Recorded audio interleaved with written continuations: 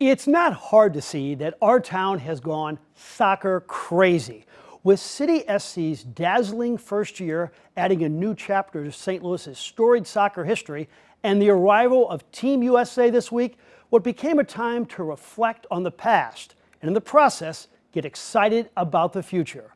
Corey Miller has the story. And now with a chance at the end of stoppage time to make it 3.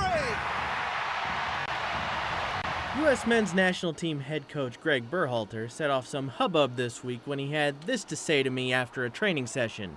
Growing up in the United States, we've always viewed St. Louis as the soccer capital of the United States. Many folks in my mentions took umbrage to the notion of St. Louis as the country's soccer capital. But for St. Louisans, it's no surprise. 76 players from the St. Louis area have played for the U.S. men's national team in its history. That means around 10% of all players to ever suit up for the national team have come from our town. A number of those legends were honored this week by the current national team. Yeah, there's always a lot of talk about the history and things like that, but that was a number that I hadn't heard before, and that one does kind of settle in. I think it was we're behind Southern California and New York, New Jersey, but then you look at the population in those places versus here. I mean, that's a pretty big number. I'm not really that surprised because at one point St. Louis was a soccer hotbed of soccer, right? It says a lot for the city of St. Louis and what happened here in the early days of soccer.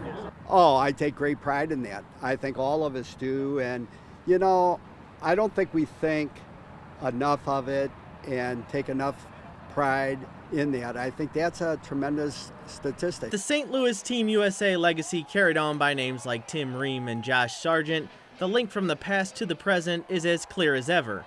Now with an MLS team, brand new soccer-specific facility, and continued youth success, St. Louis is only in line to grow their claim as the country's soccer capital. I really think that we're at a high point. I think there's a lot of aspiring young players that they look down on the field, and I think much like the group that we had here today, they're thinking, that's my goal. I want to be down there. With the history that was already here prior, now you just pretty much put a cherry on top. It's what everybody's kind of the last piece that everybody's been kind of waiting for. I think it's only going to go up from here. Reporting for Sports Plus, I'm Corey Miller.